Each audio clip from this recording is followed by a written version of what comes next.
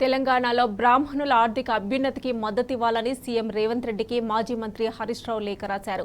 కేసీఆర్ హయాంలో ప్రారంభించిన తెలంగాణ బ్రాహ్మణ సంక్షేమ పరిషత్ అగమ్య గోచరంగా మారిందని ఆవేదన వ్యక్తం చేశారు. విద్య, స్వయం ఉపాధి, వేద విద్యకు ప్రోత్సాహం కోసం అమలు చేసిన వివిధ పథకాలు ఆగిపోవడం విచారకరమన్నారు. అసలు బ్రాహ్మణ పరిషత్ ఉన్నట్టా లేనట్టా అనే ఆందోళన బ్రాహ్మణ సామాజిక వర్గంలో నెలకొందని పేర్కొన్నారు హరీష్ రావు.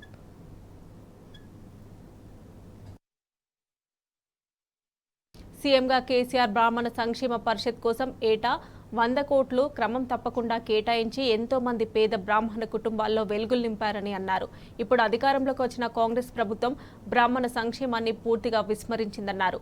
ఇప్పటికైనా రేవంత్ రెడ్డి స్పందించి ఎంతో మంది పేద బ్రాహ్మణులకు ఉపయోగపడే సంక్షేమ కార్యక్రమాలను కొనసాగించాలని కోరారు హరీష్ రావు.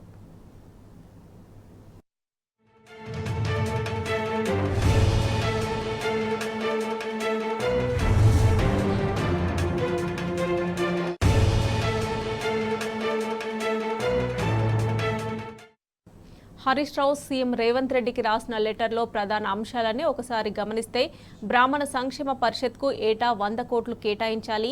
కేసీఆర్ ప్రవేశపెట్టిన బ్రాహ్మణ విదేశీ విద్య పథకం కింద ఎంపికైన విద్యార్థులకు పెండింగ్లో ఉన్న 30 కోట్ల స్కాలర్షిప్ నిధులు విడుదల చేయాలి. బ్రాహ్మణ ఎంటర్ప్రెన్యూర్ స్కీమ్ ఆఫ్ తెలంగాణ కింద ఎంపికైన 497 మందికి వెంటనే 16 కోట్ల రూపాయల నిధులు విడుదల చేయాలి. బ్రాహ్మణ సంక్షేమ పరిషత్లో పనిచేస్తున్న ఉద్యోగులకు, వేద పండితులకు, 75 ఏళ్ల పైబడిన వేద పండితులకు 7 నెలల పెండింగ్లో ఉన్న వేతనాలు వెంటనే చెల్లించాలి.